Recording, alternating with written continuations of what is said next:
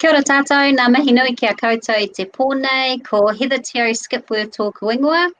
I am the Ikaroa Rāwhiti candidate for the Māori Party, and tonight we have some very special young guests, young Rangatahi, and they are happy to share their inspirations and aspirations with you and a bit about their journey in life. So we have Rosie Kenrick and Te Au-Skipworth. And Te, would you just like to tell the whānau a little bit about yourself? Kia ora whānau. So as you might be able to tell by the name, I'm Heather's son. I'm 18 years old. I was born and raised in Hastings, Hawke's Bay, and a bit of hobbies is dance and filming. Rosie, if you'd like to tell the whānau a little bit about yourself. Kia ora, I'm Rose Kenrick. I'm Heather's niece, and I grew up here in Hawke's Bay. I'm from Pakipaki, 24, and I'm mama to 2 beautiful babies. Kia ora. So tonight, whānau, both of them have very different journeys in life, and we're going to talk to Te Au, who is proudly gay, and obviously my son, and he is willing to share a little bit about his story. So Te Au, at what age did you realise that you were gay, and how did you go through that process in life to the point where you were confident enough to talk to Dad and I about that? So it was something that never really just happened. I didn't wake up and just that day I decided that I was gay, but it was more just something that was in the back of my mind a lot. And I was like, no, like I'm not that can't be me.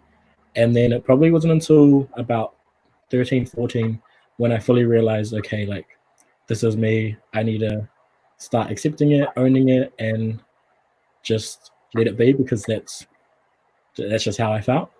And a lot of my, I came out to a couple of my friends, which was very helpful because I felt like I could open up, talk to them, they'd give me advice, they would also like help me through a lot of things that would happen to me just with feeling like that way and not being sure if that's right or if that's how I should be.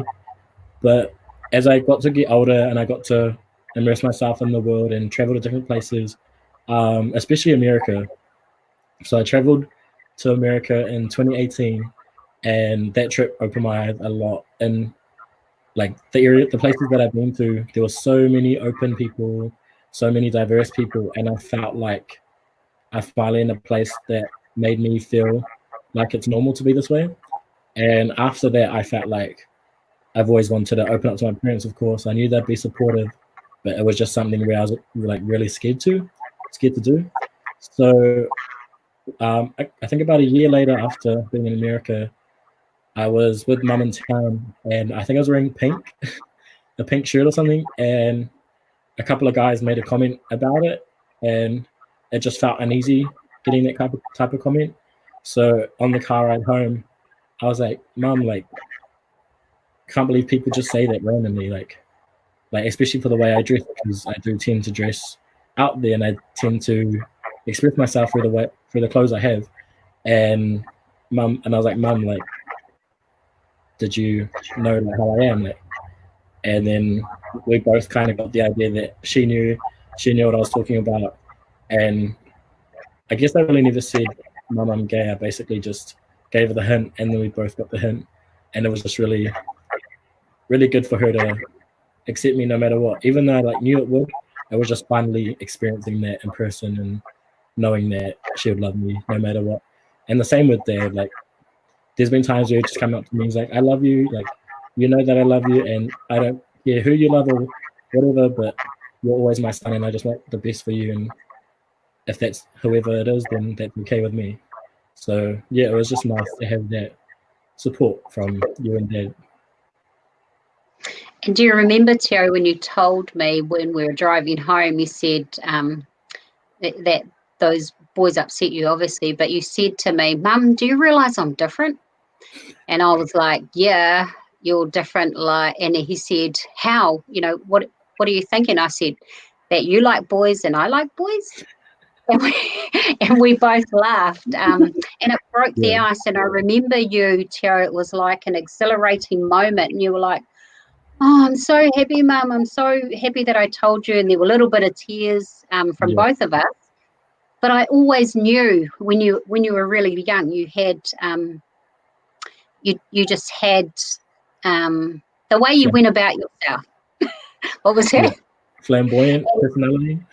Yeah, and you weren't shy to express that side of you. And I remember when you did go to America, I said to Dad, we need to be ready for this kid to come home and tell us that he is gay, and we need our response to him will decide how he goes about his life in the future. So we had already planned for that, but you held off a bit before you told us. But yeah, thank you for that, Te Au. Rosie, so everybody has a history, and there are things that we've done that we're not proud of. I myself and my husband have done things that we're not proud of, and often it's because of the temptations in life. And I know that you've had a lot of challenges and temptations that you've delved into when you were younger. But what I've seen in you, the person that I've seen in you, to me is inspirational to me. I watch you in the way you go about your life and the way you look after your children. And then when I see you at the gym as well, I'm so proud. So do you want to tell us a little bit about that without having to delve too much into it, but how it's got you to where you are today and the learnings from it? So I obviously fell into the temptations of the world, and I felt like I fell into a bit of a plateau with my life, and I didn't know what I wanted to do or who I wanted to be, but I felt like I needed to be doing something. And it was actually this lady who posted on a Facebook page, on one of the boycott pages, displaying a boot camp, a woman's boot camp.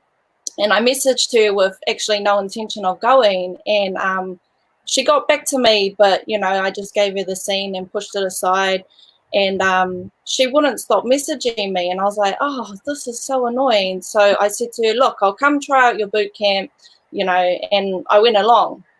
I actually hated it, but I persisted with it, and I stayed with it all week, and it actually just became something that I came to enjoy, even though I hated it for that whole week. And I felt like I kind of had a purpose. She made me feel so welcome, and I had never felt that before. I started to feel stronger, not just physically, but mentally. I felt like I had something to look forward to in my day, rather than all the other things that I thought were fun or things that I looked forward to. They didn't mean anything anymore. And it was literally within a month that everything changed for me. I felt grounded. I felt like I belonged somewhere. And I really appreciate the fact that this lady who had no idea who I was kept annoying me and invited me along to this boot camp, because that's how I became to be where I am now with fitness. Everything else is basically history, and we just moved on from there. I think, Rosie, you made a key point about having a purpose, and you talked about how it shaped you. And often people think the physical shape is the important part, but you obviously did the mental shaping as well, and the physical shape was just a bonus on top of the mental. Yeah. I think people they get stuck because they have so many questions, but they don't know where to look for the answers. And fitness might not be for you. That was just my thing, but I feel like people just need to find something and just go for it. Don't procrastinate anything. Just go for it, because at first it's intimidating and you might not like it, but if you don't try it out, you'll never know. Yeah, ka pai. We're going to head back to Te Au, and Te Au, through your journey with coming out, there's a level of pressure with Rangatahi to have a certain identity. Now that you've come up with your friends and your parents and your family and all your aunties, when I messaged them to let them know, they were like, yeah, we already knew. he's still our Te Au, and we still love him. And you're probably the first person in a couple of generations to have come out in our family to say you're gay. So I wanted all my family to know that you were, and to see where they sat with it, and everybody loved you and embraced you, but kind of knew before I did. So when it comes to identity, Te Au, are you happy with where you are and the pressures that are put on rangatahi in this world? Are you comfortable with who you are, being Māori, being gay, and pursuing a career in dance? Yeah, so there's always been that stereotype where a Māori boy will be the next All Black or the next Warriors player, and I just never felt fit to that. I remember when I was younger, I went to every single training up until season. I think I was 5 or 6 months or 7. Playing rugby. Yeah. And I went to every training before we started playing. I even got captainship, and the first game I cried. I didn't play. I just knew that wasn't set out for me. And the more I grew up, the more I came to realize is not every rangatahi has to be that expectation that we all see ourselves as we're meant to be. Not every rangatahi has to follow their parents' footsteps. And to me, I was just happy that my parents let me choose the path that I wanted to and gave me their uttermost support and just let me be me. So it was hard being Māori and being gay and everything like that, but I was just so happy that I was able to surround myself with people that were able to embrace myself and let me be who I was destined to be. And like, even being Māori, there are times where I don't feel, or there were times where I didn't feel as Māori as others because I wasn't able to speak reo, or I wasn't able to recite my pukeha when I was younger. But the more I grew up, the more I realized is I do now know who I am. I know my pukeha, I know my iwis, I know my marae, I know my maunga, I know all of that. And just knowing that is enough to know who you are and know that you are Māori. You don't have to know the whole te reo dialect, but even just learning a little bit by bit is just enough to embrace your culture. Like, just being who you are and knowing who you are is more important than anything else, I reckon. So I'm just happy that I know my identity and I'm able to embrace it no matter how different I may be or how normal I may be or fit the expectations. Ka pai. Ka pai. And Rose, we spoke a couple of times about what mana motuhake meant to you, and I remember you replied with, "Oh, Auntie, that's hard. That's a hard one." And then you wrote this novel to me, which blew me away. And so if you can, because there's pressures on rangatahi today to find their identity or to find their place in life really, really early. So do you want to give us a little bit of korero about what we spoke about when we had that message that day? Yeah, so I kind of spoke from my point of view. Because I became a mum so young, all my focus was on my kids, and I didn't feel like I put enough focus on myself, and also not focusing on myself as a teenager. I kind of grew up too quickly, and we all want to be adults, but then we become adults, or we think we become adults, and we actually have no answers of what do we want to do and who do we want to be, and then we're actually stuck there. We don't know where to go. So my kids were actually my drive, and I wanted to be something for them. I wanted them to be able to look up to me and say, "Oh, cool, I want to do what mum's doing," or, "I'm really proud of my mum." So I think that we all just need to just drive ourselves and find something that we really enjoy, or something that we want to invest our time in, so that we can become something of ourselves, so that we can be examples, not just for our kids, but for each other.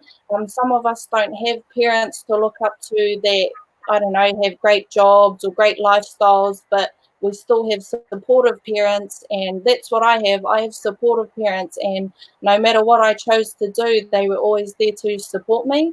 And I don't know. I just feel like just find something that you want to do. Step out of your comfort zone. I'm stepping out of my comfort zone tonight. And it's just about, go out, find a group, whether it be dance classes, music, art, fitness, anything, just something that drives you, that makes you want to get up every day and be something of yourself, because we don't all stay at school and achieve things, but we can achieve things in our life if we put our mind to it. Definitely. Yeah, I love that korero, Rose, that you said, your parents don't have great jobs, and but they're great people. And that's the most important thing, is that we have great people in our lives. And that's where I was coming from, the level of expectation of the world, that you have to have your parents have to be this, and you have to be that, and your tamariki have to be that. So I love that you just, I remember in the conversation you said, Rangatahi have so much pressure on them to be someone or something. And then you said, but auntie, we need to learn to love ourselves. And I thought, wow, that was powerful, Rosie. So going back to you, Te Au, I do remember when we put you into sports, and Dad and I had started Iron Māori, and there was a lot of pressure on yourself and Tāne to be rugby players. And I do remember taking you to rugby training, and your skills were amazing, which is why you got captain. You listened and you knew how to, your skill set was amazing. And I remember that first day I said to Wayne, you take Te Au, because you were a mummy's boy and you clung to me a lot. And I said to Wayne, you take him and just tell him, he needs to hop on the field. And I remember walking across the park and going, why is that kid not on the field? The game had started, and I walked over and said to Wayne, why is that kid not playing? And he said he wouldn't get on. So I bent down and said to Te Au, if you don't get on that field, I'm going to sell your boots. And we had bought you brand new boots. And at that time, it was a place in our lives where you paid the Powerball, or you took a little bit of that Powerball money and bought the shorts and the rugby for your son. And the Powerball got paid partly, and then hopefully it didn't get cut off by the time you paid the next bit. And I remember thinking that, and then I said to you, if you don't get on that field, I'm going to sell your boots. And your response was, oh, I know who we can sell them to. And so for me, it was like, I'm not going to pressure you to be me or Dad, or be what Dad wanted to be. So going from there, Te Au, like, I know you love dance, so you chose dance over physical contact sport. Do you want to tell us a little bit about your experiences in dance, where it's taken you to, and your aspirations of where you want to go? So I basically discovered dance when I auditioned for the school stage challenge at the time. So I was only year 9. I made heaps of friends through that, a lot of dancers like that took it competitively, and it just opened my eyes to this whole other world of dance, I guess. And with that, at the end of the year was auditions for a company in Hawke's Bay called Respect. So I was like, why not do that? Why not just see how it goes? So I auditioned, I made it. I only made it to the bottom crew, but I made it in. And over the summer, I went and did an intensive in Auckland with the royal family, and that was crazy. They're like top in the world at the time, and little old me, who hadn't even done a hip hop class yet, was with them for the 3 days. And then once I got back, we went straight to training for our crews here. And first term, I started in the bottom crew. Second term, I went to the second crew. And the third term, I moved to the top adult crew. And that was all in like 9 months. And it was a lot, but it was a good feeling being able to know my growth was being recognized. And whilst I was doing that, I made friends. I felt like this is where I want to be. This is something that I want to do for the rest of my life. And with doing dance, I've traveled to many places around the world. I've been to Australia, competed over there, been to China, competed over there. I've been to Australia to take classes of some of the world's like leading choreographers. And with all of that, it was just fun to me. It was like experiences around the world. And I was also getting the fitness side of that, because dance is one hard sport. But with all of that, I just felt like I finally had a home. I felt like this is what I want to do. And the amount of experiences I've learned was more than just how to dance and how to teach dance. It was teamwork, it was hard work, it was doing something that you love and having that passion and drive for it. It was making new friends. It was just many things you wouldn't expect from going to a class and learning dance. There have been times where I felt like I couldn't get to the top in dance, or I was never good enough. But you just gotta remember your why. And my why was never, I want to win. I want to get the gold medal, and that's it. My why was, this is what I love doing. This is what I'm passionate about.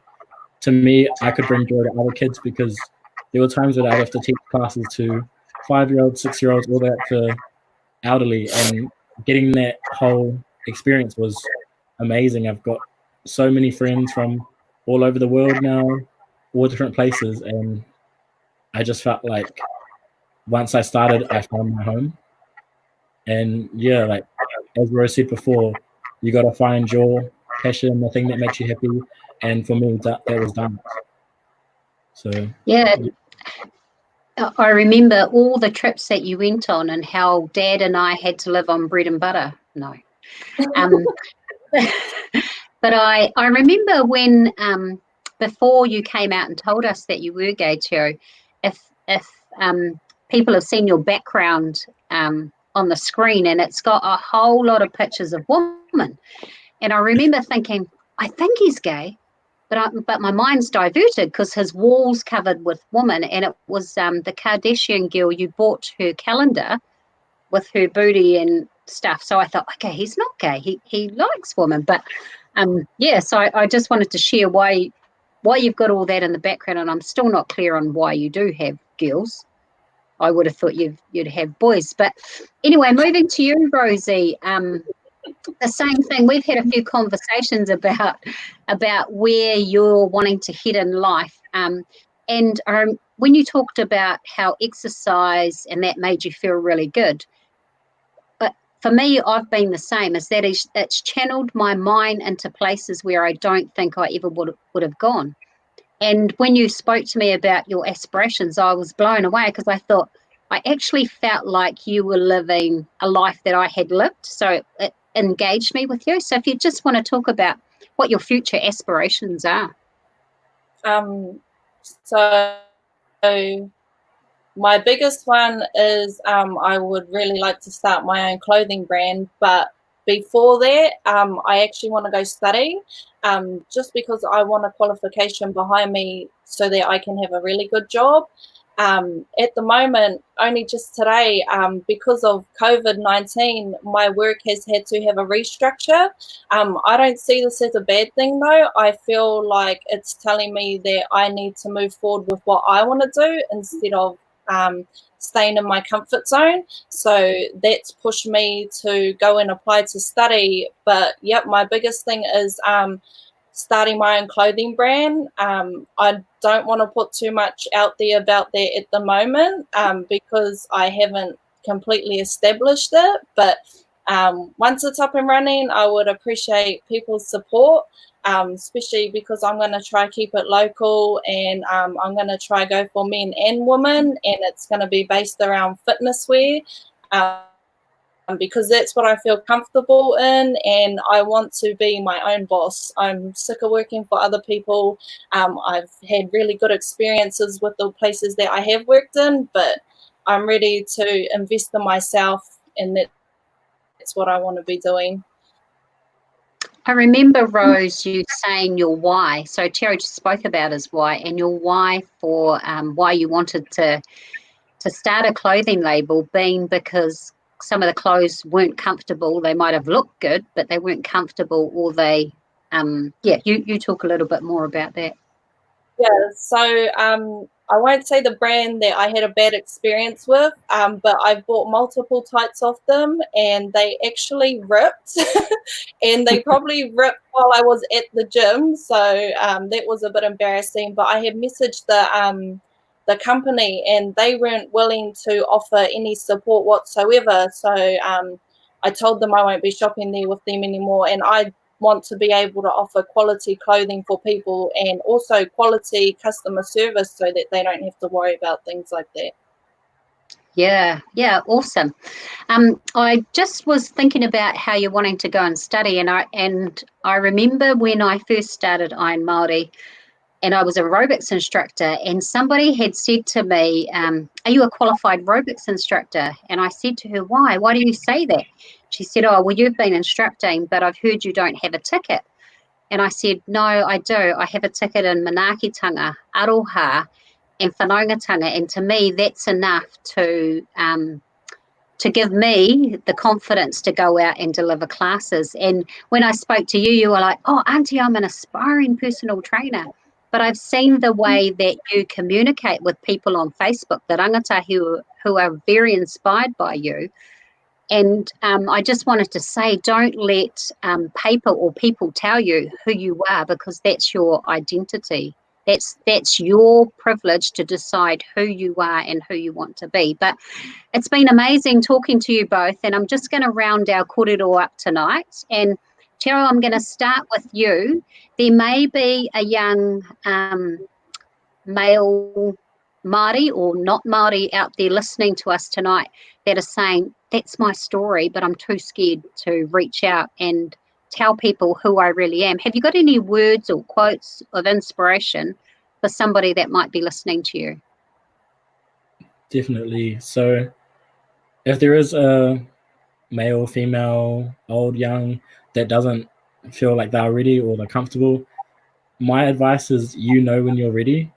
And that doesn't mean you know you're ready to tell everyone. You know when you're ready to tell the first person, who might be your best friend, your mum, your dad, your sibling.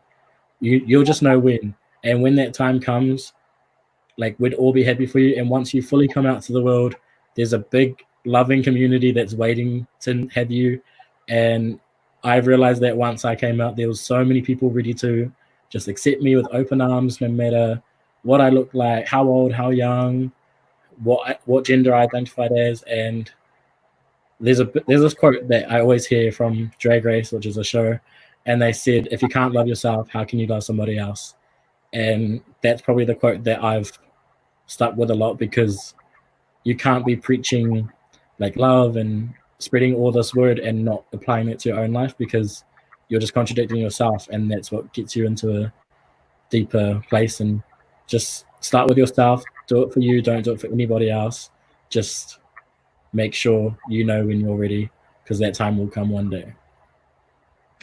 Thank you, Te Au. And Rosie, have you got any words of inspiration for whānau that have watched tonight and know that you didn't finish school and you had children young, but I look at you today and I'm so proud of you, and I just want you to share some words or quotes of inspiration to people. Yeah. So if you need help, whānau, I'm here to support you whenever you're ready. No pressure, but I am here, and you're the greatest project that you'll ever work on. I promise you that. Kia ora. So whānau, I want to thank you all for tuning in tonight. I want to thank our two beautiful rangatahi for sharing their stories. Both of them were very nervous, but you couldn't tell. And have a great night. Ngā mihi kia koutou katoa. Kia ora. Ka kite.